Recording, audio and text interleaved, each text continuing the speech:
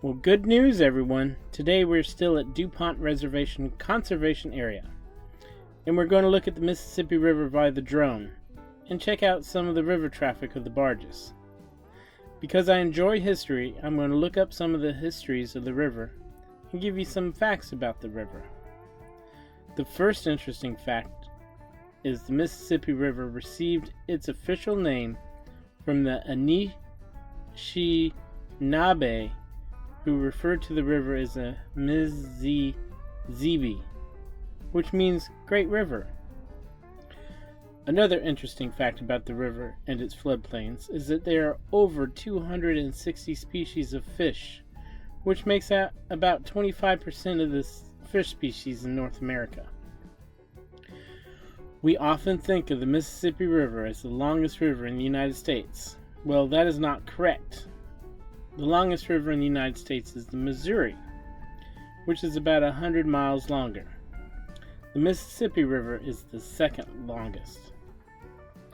The river has only been conquered by one swimmer by the name of Martin Storil from Slovenia.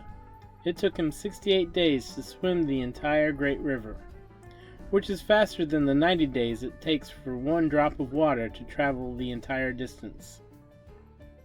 The Mississippi River flows through 10 states, which includes Louisiana, Mississippi, Arkansas, Tennessee, Kentucky, Missouri, Illinois, Iowa, Wisconsin, and Minnesota. The river starts in Lake Itasca, Minnesota, and ends in the Gulf of Mexico, with its deepest point in Point Algiers, and you can wade through Lake Itasca. The Mississippi River drops about 1,475 feet over the length of the river, and between the portions of St. Louis and New Orleans is free of dams. With no dams to restrict barges, some of them going between the two cities can be as long as 2,000 feet. The river has served for inspiration for writers such as Mark Twain with his books like Adventures of Huckleberry Finn, and songwriters such as Oscar Hammerstein II, who wrote lyrics for Old Man River. Being from Florida, this one interested me.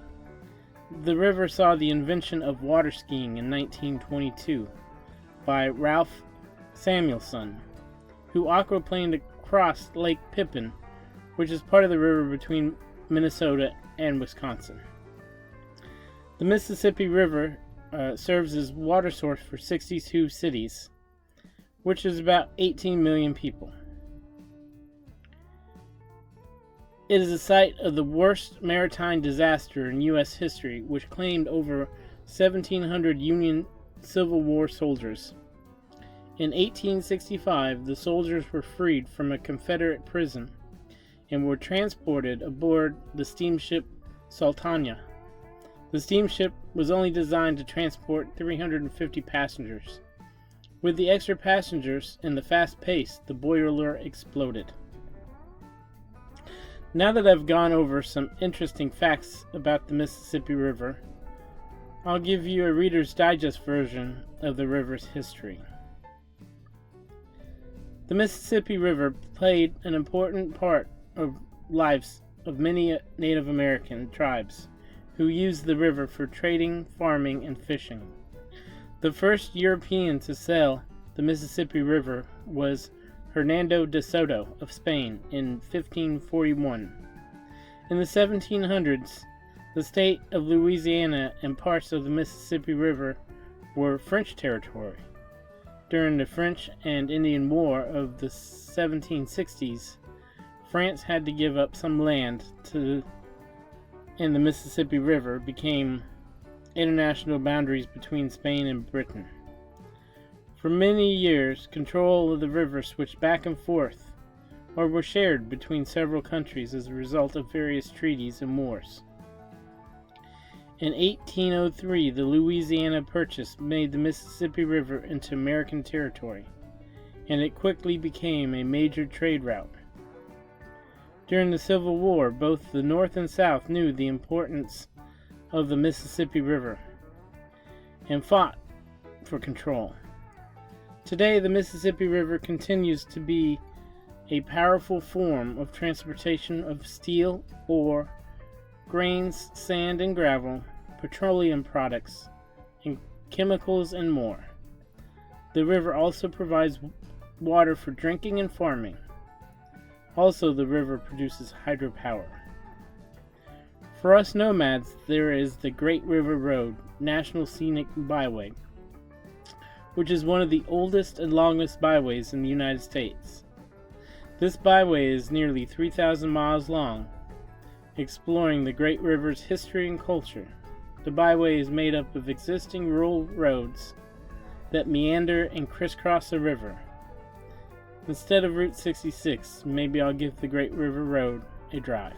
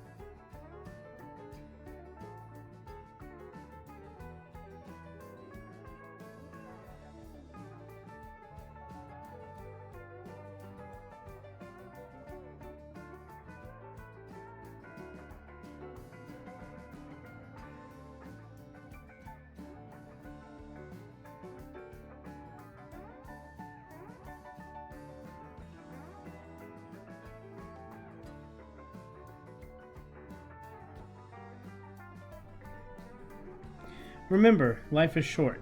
Take more detours. Don't forget to like, subscribe, comment, and share. And as always, thanks for watching.